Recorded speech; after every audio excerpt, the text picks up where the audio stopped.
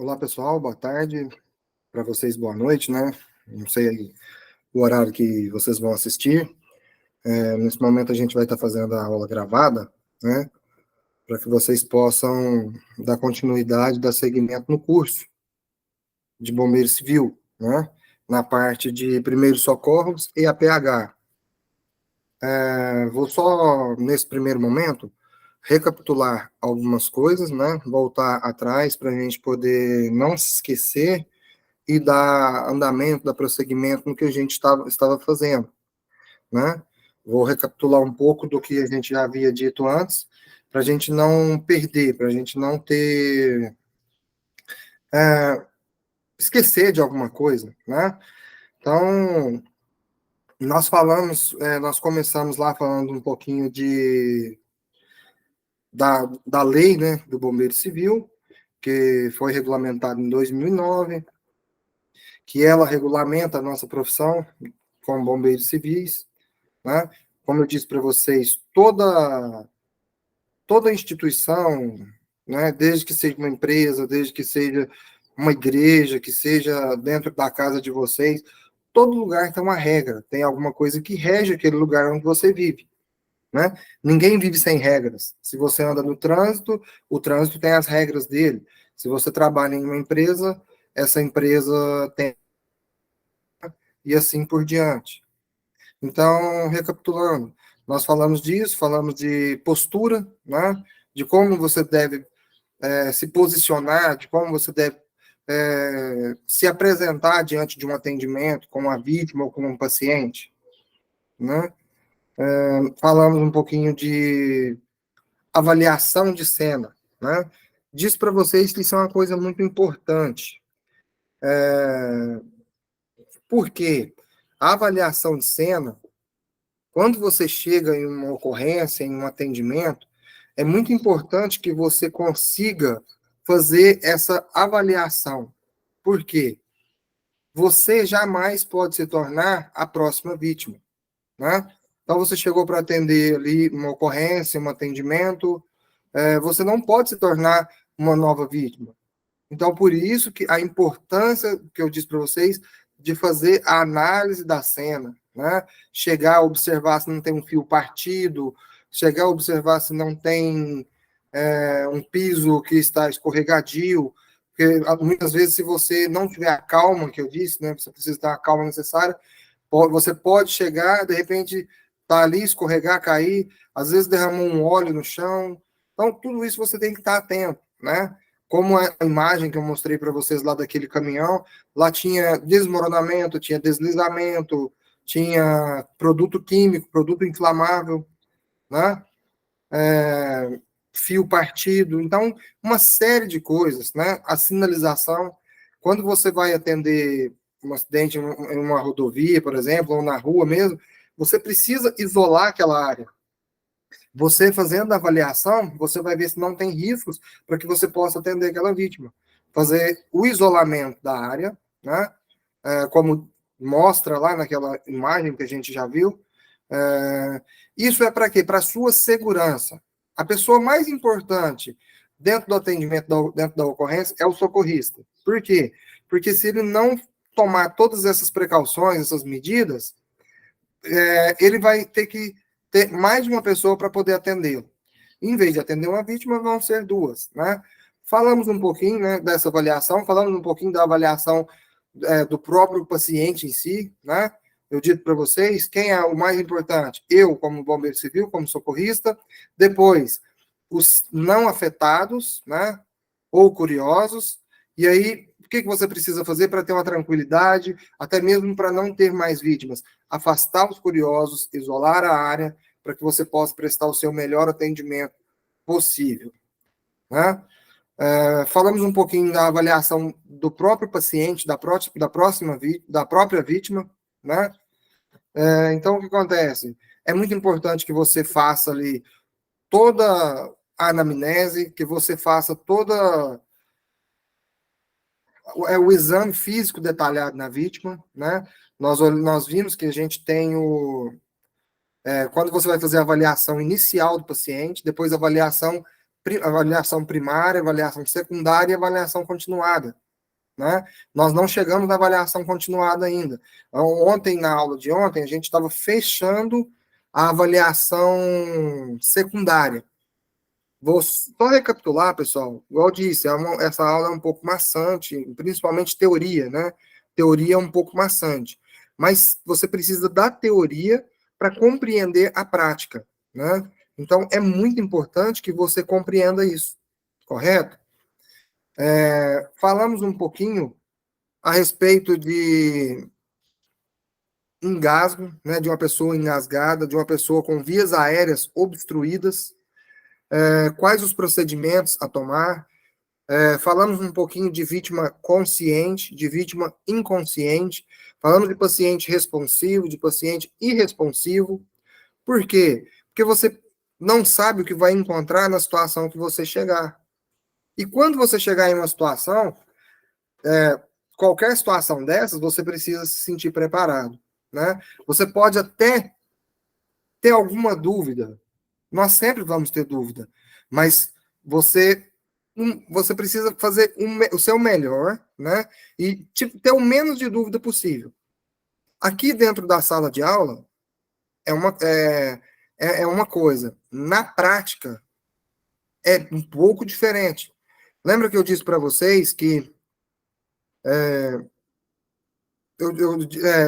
lembra que eu disse para vocês? Não. É basicamente isso mesmo. Quando você tá aqui é uma coisa, quando você está no local da ocorrência, o estresse é outro, né? Você vai encontrar o fator externo. Aqui dentro, a teoria, ela é muito bonita. Você lê, você entende. Se você não entendeu, você volta, você lê de novo, você procura a rever isso de novo. Só que quando você está lá no local, quando você está trabalhando na empresa, ou no SAMU, ou no Corpo de Bombeiros, ou na rodovia, ou na SOS, qual empresa quer que seja, você precisa ter confiança, né? O colega perguntou se ele iria estar preparado. Claro que sim, né? Mas isso depende de quem? De mim? Depende de eu passar o que eu sei para vocês, passar as informações certas, as informações corretas, mas depende de cada um de vocês querer, né, pôr em prática o que foi passado, né? Talvez, não sei, né? Talvez alguém pode olhar e falar assim, mas isso é coisa básica, é muito simples, né? Depois nós vamos fazer um exercício, né? No próximo vídeo, ou no próximo ou no seguinte, a gente vai fazer uns exercícios, nós vamos ter oportunidade de testar um pouquinho do nosso conhecimento, né? Essa atividade, ela é avaliada, né? Claro, tudo é avaliado, a participação de vocês aqui na aula é avaliado, trabalhos são avaliados, prova é avaliativo, né? Então, tudo que você faz, você está sendo avaliado. E isso em sala, isso em treinamento, isso em formação. Quando você se formar, que você passar a ir para a ocorrência em si, para o atendimento em si, já não vai ser mais provado teoricamente, você vai ser provado na prática, né?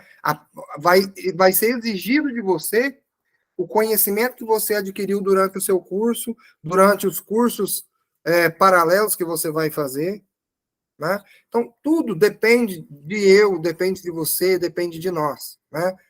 Eu estando ali, eu não posso apenas esperar que o meu parceiro, que o meu colega faça por mim. Porque quando nós estamos trabalhando dentro de uma UR, uma unidade de resgate, dentro de uma ambulância básica, dentro de uma ambulância avançada, uma USA, né? Ou USB, ou uma USA, então existe ali o meu papel. E eu tenho que desempenhar esse papel o melhor que eu posso, né? Por quê? Eu vou esperar que o meu colega, que o meu parceiro vai fazer, o meu parceiro vai esperar que eu vou fazer a minha parte, não é assim? Então, se todos nós fizermos a nossa parte, o arroz com feijão, o básico, nós não precisamos inventar, criar situações, nada. Você precisa apenas fazer o básico, o que você aprendeu, né? Ah, eu cheguei para atender uma vítima, ela está ali, eu vou pegar, ela está caída ao solo. Eu vou pegar essa vítima, vou levantar, vou sentar ela em uma cadeira, chamar ela. É assim que funciona? Não. Existe um procedimento, existe uma ordem, né? Como eu disse para você, Você vai chegar, vai avaliar o paciente, vai se identificar, vai chamar aquele paciente, aquela vítima, né? Ver se ele vai te responder ou não, certo? Então, o que que acontece? Quando você estiver na situação real, você vai compreender melhor o que você vai aprender, mesmo na prática, você vai aprender que ainda tem diferenças, porque existe o fator externo. Quando você está dentro do curso, você está ali com o professor, você está ali com seus amigos, com seus colegas, é hora de errar. Quando você sai do curso, já não se pode errar. A vida real, ela não aceita erros. Um erro meu, um erro seu, é uma vítima perdida. É um paciente que perdeu a chance de viver, perdeu a chance de não ter uma lesão na coluna, né? Mas o que que vai levar a isso? Isso vai levar a você fazer o seu trabalho bem feito. Uma avaliação primária bem feita, uma avaliação secundária bem feita, entender se o paciente está responsivo, se ele está irresponsivo, né? Então, tudo, pessoal, depende de nós, da minha conduta. Vamos dizer para você, eu posso até ser uma pessoa, de repente, que sou muito extrovertido, né? Vamos supor que eu seja uma pessoa que eu consigo rir de todas as situações. Na situação em si, na ocorrência em si, não é lugar de eu me portar dessa maneira, né? Cada lugar você se porta de uma maneira. Ninguém vai na igreja, ou numa missa, ou diante de um juiz, de bermuda, de biquíni e de calção de banho. Para você ir diante de um juiz, ou em uma igreja, ou em um centro, ou em um. Ou, sei lá, algum lugar religioso, né? Você precisa se portar a maneira que aquele lugar exige de você. Mas assim, você também não vai para a praia de terno, de calça comprida. Para a praia você vai usar uma roupa de banho. Não é assim? Então, cada lugar você precisa se portar de uma maneira. Em cada lugar você precisa mostrar quem você é.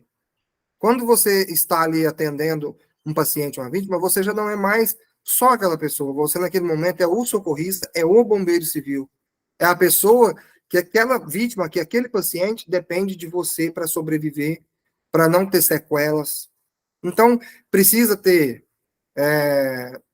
ser uma pessoa dinâmica, né? Uma pessoa despachada, uma pessoa que não tem preconceito, que não tem medo, né? Que não tem nojo. Por quê? Você vai encontrar vômito, você vai encontrar sangue, você vai encontrar outras secreções durante os atendimentos que você fizer.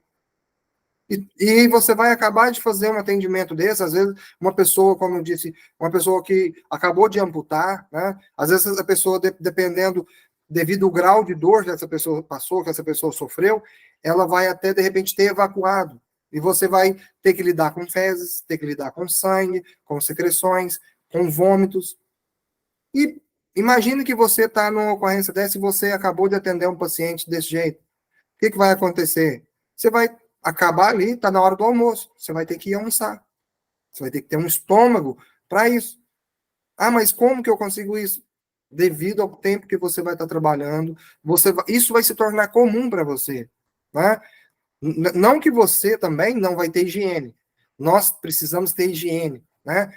Tomar nosso banho, cortar nosso cabelo, as mulheres se arrumar, perfumar, vestir uma roupa limpa, né? Nós precisamos ter a nossa higiene, escovar os dentes, tudo isso faz parte, pessoal. Porque imagina você chegar para fazer um atendimento, né? E com um mau hálito, com um mau cheiro, tudo isso também, mas isso faz parte? Sim, isso faz parte da minha profissão. Como eu me porto, como eu me visto, né? Eu não posso apenas chegar de qualquer maneira, né? Eu estou aqui fazendo essa aula para vocês, mas já tomei um banho, já troquei de uniforme, estou até pronto para ir trabalhar no meu outro trabalho, né? Mas estou aqui apresentando essa aula para vocês. Então, pessoal, a higiene ela é muito importante, né? O uso de EPIs, luva, óculos, máscara, capacete, é de fundamental importância. Hoje eu estou dizendo isso para você, talvez pode alguém, talvez até falar, isso é bobeira. Não é bobeira, não é bobagem, faz parte, né? Nós passamos por uma pandemia onde precisava se usar máscara, luva. Dentro lá na empresa onde eu trabalho, nós precisávamos usar um capote, né? Que é uma roupa que protege todo o corpo, uma touca para colocar no cabelo, óculos, máscara. Na verdade, a gente não usava uma máscara, a gente usava duas máscaras. Usava uma máscara mais fina por baixo e uma N95, ou vice-versa, né? Por quê? Para evitar a contaminação. Porque essa contaminação, pessoal, é igual a questão da respiração boca a boca, não é apenas você se contaminar. Quando você se contamina, a chance de você contaminar alguém da sua família também é grande. Correto? Então, o que acontece? Nós precisamos ter esse cuidado, né? Por quê? Você vai trabalhar com um paciente que ele é soro positivo, você vai trabalhar com um paciente que é paciente de H1N1, que é doença transmissível, né? Com um paciente de COVID, com um paciente com tuberculose. Então, você precisa se proteger, você precisa atinar para isso, né? Atentar para isso, que você precisa se proteger. Em primeiro lugar, não é egoísmo. Eu, em primeiro lugar, depois do outro, depois a vítima. Né? Se eu não me cuidar, quem vai cuidar de mim? Então, eu preciso me proteger os meus, a minha equipe. Se eu sou o chefe da guarnição, o chefe da ambulância, o chefe do socorrista, eu que estou no comando, eu preciso cuidar não só de mim, mas cuidar da mesma forma que eu cuido de mim, dos meus, né? Dos meus parceiros, dos meus colegas de trabalho, da minha equipe. Isso é importante. Não é um egoísmo e falar assim, não, só eu. Não. Quando eu digo o eu socorrista, eu e os demais socorristas. Depois, proteger também as pessoas que estão à volta. Né? Muitas pessoas, quando você está em uma situação de ocorrência, eles se oferecem para ajudar. Só que o que acontece? Quando elas se oferecem para ajudar, muitas vezes, elas, em vez de te ajudar, muitas vezes elas vão te atrapalhar. Né? Então, assim, é importante que tenha alguém, como eu disse para vocês, alguém para poder chamar um socorro especializado, se você está sozinho. Se você já é o socorro especializado, não. Aí, se ainda tem algum curioso, você ainda assim precisa afastar. Né? Mesmo um socorrista tendo chegado, feito a avaliação da cena, você, quando chega, você precisa avaliar novamente. Por quê? Pode ter mudado o cenário da cena ali. Né? Eu, enquanto trabalhei na rodovia, teve por duas oportunidades. A gente estava atendendo um acidente, né? Veio um outro carro e colidiu no acidente onde a gente estava. Só que na época, a rodovia eles fazem muita manutenção. E quando eles fazem manutenção, essa sinalização fica por conta do pessoal da manutenção da rodovia. Mesmo a gente colocando cones, que a ambulância normalmente ela tem uns 2 ou 3 cones, né? Então, assim, não é suficiente. Uma sinalização que seja adequada, suficiente, ela precisa ser de no mínimo uns 300 metros, né? Mas isso tudo? Sim, para resguardar a vida, né? Você pode observar que de vez em quando acontece algum acidente em rodovia, né? Da equipe que está atendendo, vem um outro acidente e acontece no mesmo lugar. Então tem que estar atento. Né? O fator externo, como eu disse para você, aqui você não está vendo o fator externo. Quando você estiver lá, você vai presenciar isso, você vai ter essa oportunidade. Certo, pessoal? Eu vou continuar, né? Já dei uma passada, uma recapitulada no que a gente disse, né? Nas primeiras aulas. Vou dar prosseguimento naquela aula para ver se eu consigo fechar hoje essa parte de avaliação de cena, essa parte de abordagem ao paciente, né? De avaliação, para a gente poder encerrar essa parte. Então, nós vamos fazer hoje 3 vídeos, né? Esse é o primeiro, depois vão ter mais 2 vídeos para que você possa acompanhar, certo? E se eu conseguir finalizar hoje, talvez a gente até já comece a entrar na próxima matéria, tá? Então, eu vou já colocar o slide aqui.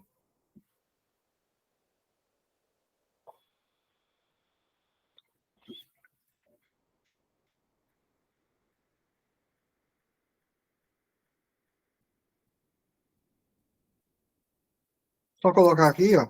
Nós passamos pela avaliação inicial, abertura de vias aéreas, RCP, hemorragias, movimento e transporte de vítimas, né? E a prática dos assuntos abordados é com um outro professor, como a gente havia dito, né? Vou só passar rapidamente para você lembrar dos slides, embora eu disse para você que eu vou enviar, né, esses slides. Assim que eu fechar essa matéria, eu já envio os slides para vocês, tá? Vou só recapitular para você não ficar perdido, né? Os órgãos parceiros, né? Os quais você deve acionar, sinais vitais, a identificação, o AVDN, né? O protocolo para você iniciar um RCP, tempo de parada cardiorrespiratória, muito importante, cada minuto, menos 10%.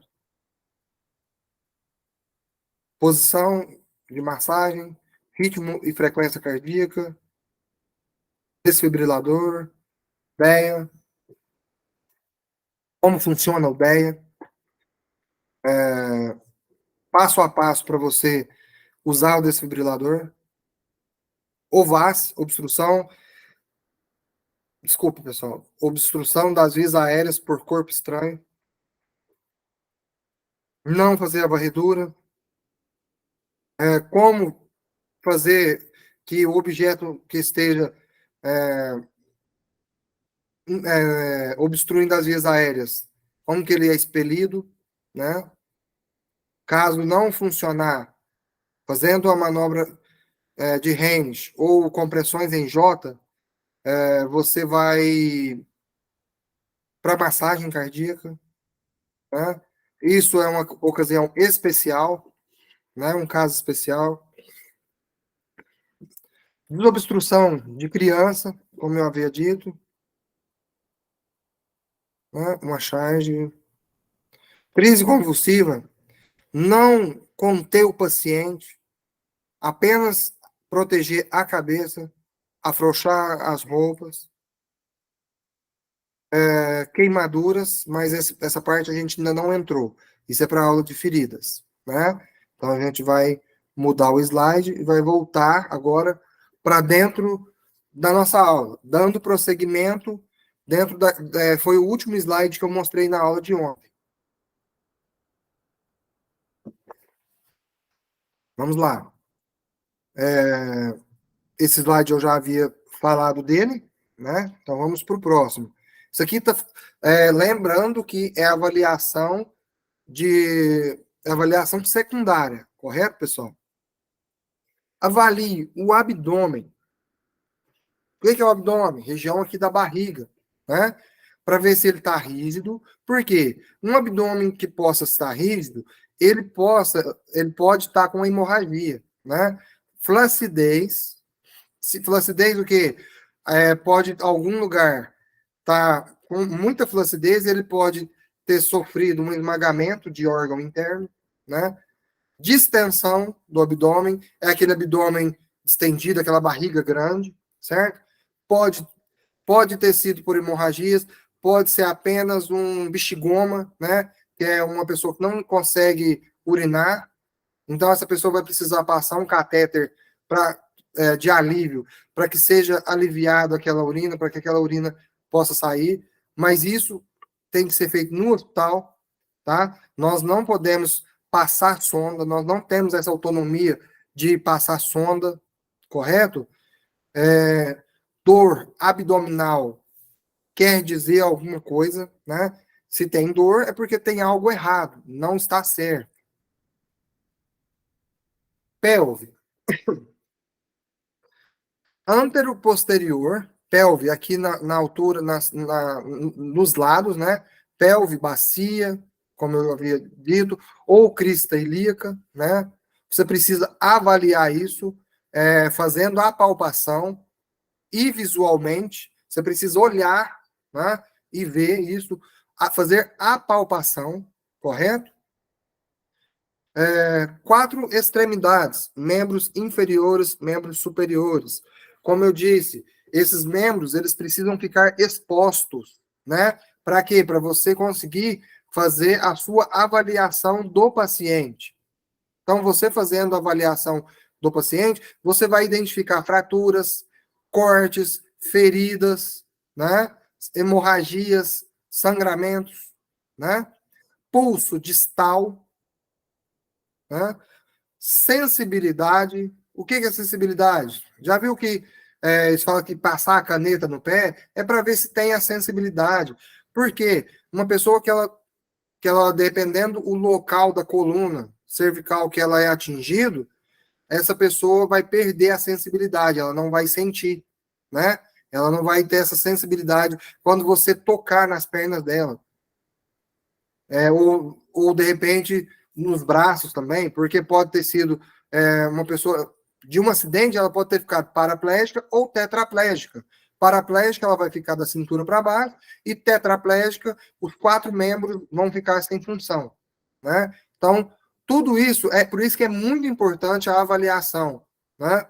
Olhar o paciente bem, com bastante carinho. Motricidade, que é força, né? A força do paciente, você vai pedir ele para, erga minha mão, ele vai ver se ele tem força, né? Qual é a motricidade, qual é a força. Perfusão capilar, eu havia dito, apertando o dedo, né? Aí você vai ver se está tendo irrigação naquele lugar sanguíneo. Próximo slide.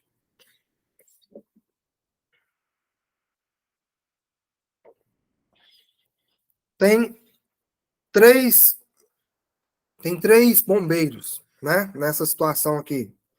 Para verificar as costas e a região da cabeça, role o paciente quando for posicioná-lo na prancha longa.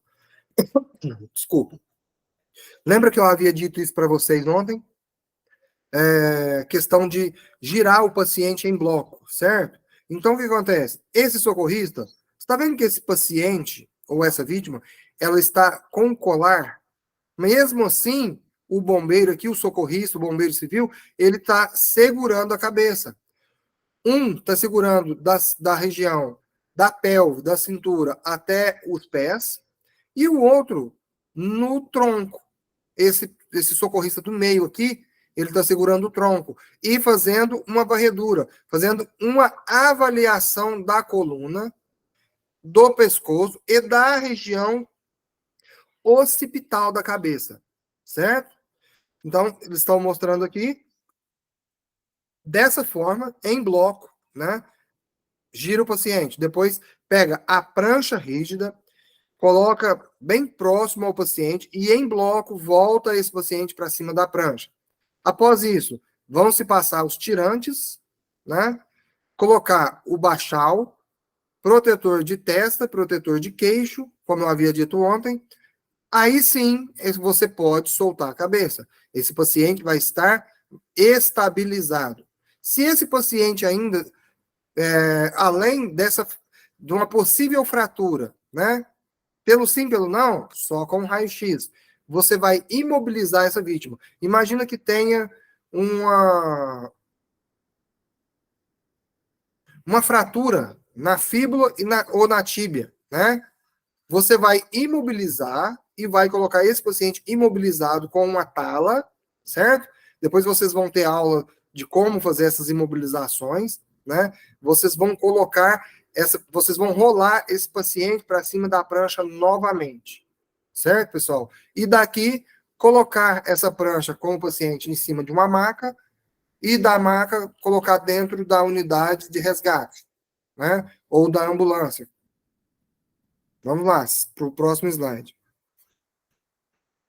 Sinais vitais e oximetria. Pessoal, tá vendo que tem muitas coisas, eu falo isso, que a gente já passou, já tá lá na frente, mas volta de novo, repete de novo, por quê? Porque é muito importante, né? Sinais vitais, temperatura, pressão arterial, pulso, respiração e ainda você pode ver a glicemia do paciente, né? A glicemia, por quê? Muitas vezes você vai lidar com um paciente diabético. E aí você chegou, esse paciente às vezes não é um paciente de trauma, mas se é um paciente de diabetes e ele está muitas vezes desacordado, ele está irresponsivo, ele pode estar com um nível de glicose no sangue muito baixo ou muito alto, né? As duas maneiras a pessoa pode perder a consciência, tanto alto quanto baixo, né? Então, tudo isso que eu estou falando para você está dentro de sinais vitais. É muito importante, né? Você observar tudo isso. Você observou tudo isso. Aí, os sinais vitais. Aí, oximetria. Essa pessoa está com uma baixa saturação.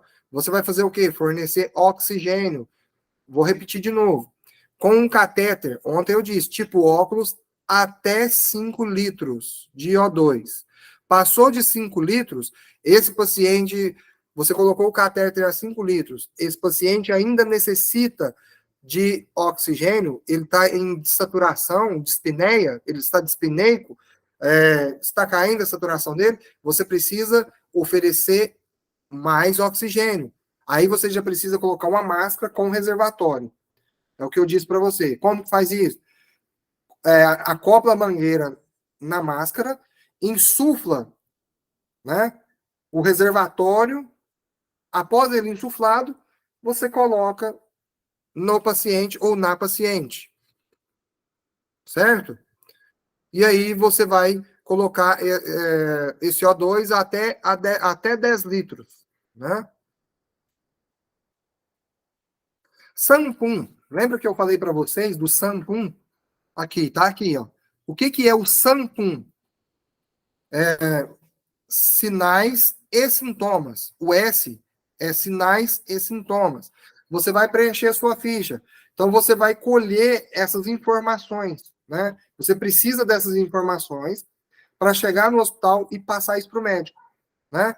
Então, aqui, o S, sinais e sintomas. Que sinais? Sinais vitais, né? O que que a vítima apresenta? Quais sintomas que essa vítima apresenta? Essa vítima tem alergia? Certo? Essa vítima faz uso de medicamentos. Aí, se essa vítima faz uso de medicamentos, por exemplo, medicamento para pressão, medicamentos para diabetes, medicamento para. Enfim, né? Medicamentos, existe uma infinidade de medicações que as pessoas tomam. Então, tudo isso você precisa colocar no seu relatório, né? Existem os campos aí onde você preenche isso. Problemas médicos anteriores, né? Você chegou e encontrou a vítima, o paciente caído. Mas por que que essa vítima caiu? Ela escorregou? Ela teve tem pacientes que às vezes eles têm um problema com epilepsia, né? São epiléticos. Então ele pode ter tido uma crise epilética, ou uma crise hipertensiva, ou uma crise e ele está caído. Então você precisa saber quais os problemas anteriores que esse paciente tem, que essa vítima tem. Última alimentação oral. Por quê? Você precisa saber disso aqui. Porque se de repente esse paciente começa a vomitar, você vai saber que ele acabou de fazer uma alimentação e que tem muito alimento no estômago dele. Então, você vai, daquele jeito que eu falei, para ele não ter o risco de broncoaspirar, lateralizar a cabeça ao corpo, deixar que toda essa secreção, que todo esse alimento, que todo esse vômito saia, para que o paciente possa ter uma vida normal, para que as vias aéreas sejam liberadas. Mecanismo da lesão, natureza da doença. Mecanismo da lesão, lembra que nós falamos lá? Né? Poderia ser com um mecanismo da lesão significativo ou não.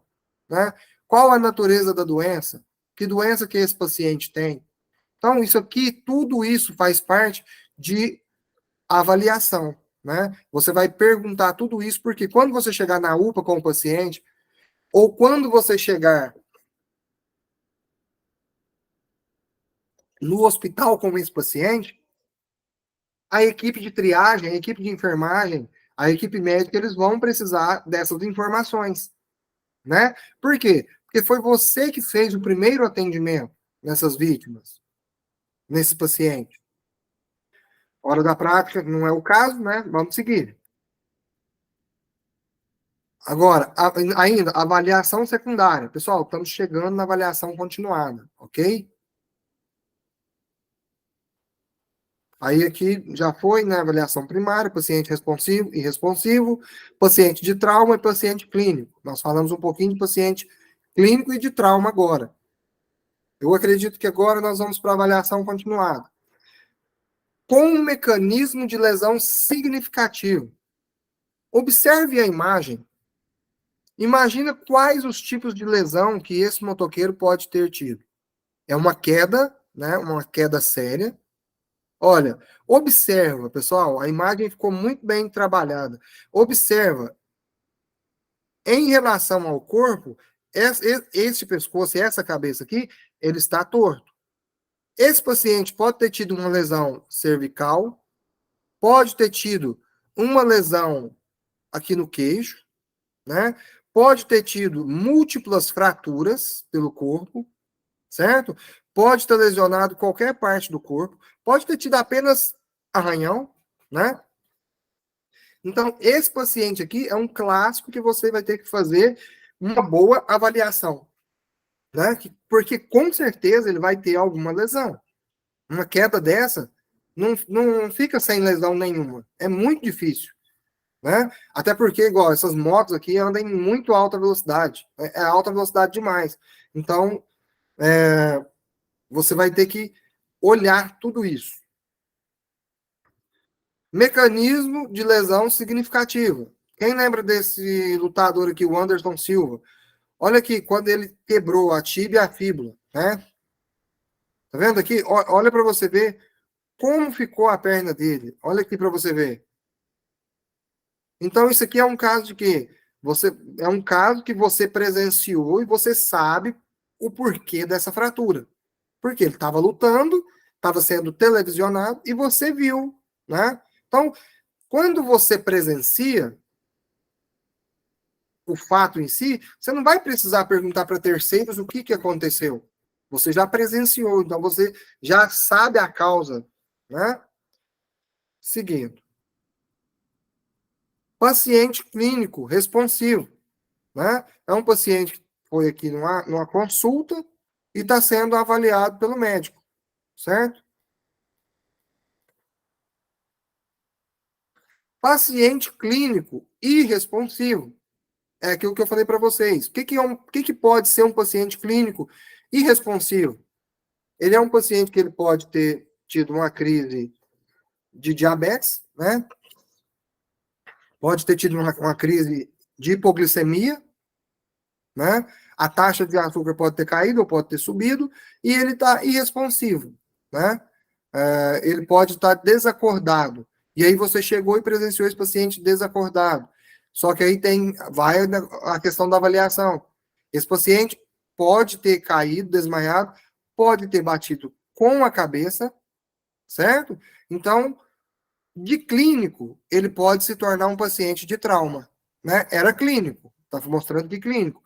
Mas se você avaliar essa paciente, ela pode ser um paciente, se de repente ele teve uma queda de própria altura, não é uma queda muito séria, mas ele pode ter batido a cabeça, né? E isso pode desenvolver um derrame, né? Pode desenvolver aqui lesões por toda a cabeça, pela coluna, pelos braços, né? Pessoas de idade, normalmente, eles têm os ossos um pouco mais fracos, né? Então, seguindo. MDL, significativo. Ejeção do veículo. O que vocês acham? Vocês acham que isso pode ser algo significativo? Né? Um paciente que ele é ejetado em um acidente automobilístico, ele é ejetado do veículo, é jogado para fora, com certeza esse paciente vai sofrer alguma lesão. Fratura, hemorragia. É bem provável, né? Morte de outro passageiro do mesmo veículo.